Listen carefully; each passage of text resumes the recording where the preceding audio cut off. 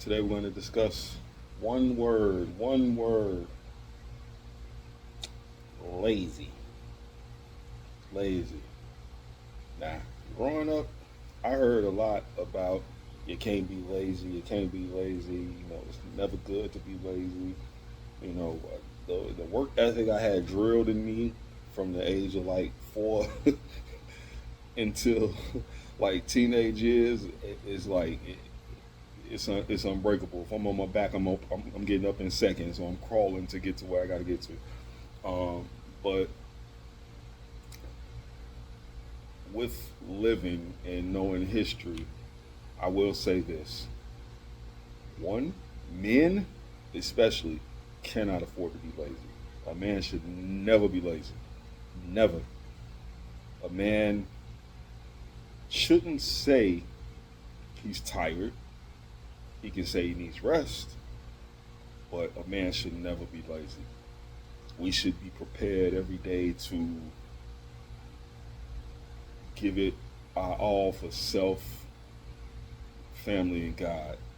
That I mean, for real, that should be our daily our daily thought. And every man doesn't have to be in the military to be a soldier, because life in itself sometimes can be a military. Growing up in certain communities and living in certain terrains is a war and a battle in itself. And anyone who watches this, you know what I'm talking about. But should never be lazy. And culturally, we can adopt it to blacks, we can adopt it to brown people, we can adopt it to white people, but no one should ever be lazy in general. No one should ever be lazy. And it doesn't mean that you don't take rest. Don't mean you don't retreat and recuperate sometimes. Don't mean you relax. But we can't afford anything else. You can't afford it. And history, people don't like history. When people say they don't like history, I look at that as weird, because you can't even have a religious practice and not have history in it. So when you say you don't like history, that says a lot to the type of thought you may have, meaning that you don't want to know what occurred so that you can be better. And if you don't like history, then that means your personal life has a history that helps you grow to be a better human being. And not liking history is like not liking the what built something, whether it be good, bad, or ugly.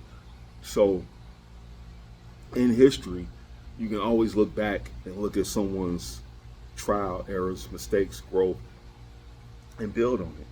We wouldn't have a better driving vehicle if somebody didn't look at the Model T. You wouldn't have better electricity or Wi-Fi if somebody didn't look at the things that came before. So to know history is to know how to better a situation, even including yourself. So you wouldn't have a better form of technology as a cell phone if somebody didn't look at that first freaking phone. If somebody didn't look at that brick phone, like, how could we make this damn thing better? What the hell is this? I'm not carrying that around. You want to carry that around? I don't want to carry around. I don't want to carry around no bag phone. So if someone looked at things to make it better. So even with ourselves, we have to look at ourselves, and you don't have to go down a rabbit hole of pain and trauma and craziness, but sometimes you do got to look back at the history of yourself to make yourself better. And when it comes to that word, lazy, just think. I'm gonna stick with my culture because that's all I can speak of, because that's what I've lived. Um, I may have, friends and been in different walks of life, but just think. Let's take Dr. King for example. No matter culturally, no matter what we may know as far as what changed and what he may have been a part of, this and that and this and this and that. At the end of the day, Dr. King was able to convince millions of people, thousands of people, to not ride the bus across the country. One man that had people helping with this movement of stopping people from riding a bus across the country. They walked everywhere, or they secretly carpooled everywhere because back then, even at that time, you wasn't able to purchase a vehicle in some places. Yeah, it was the 60s and you couldn't purchase a vehicle some places. But look at what we all brag about driving now. Um, but that one man was able to do that and they walked.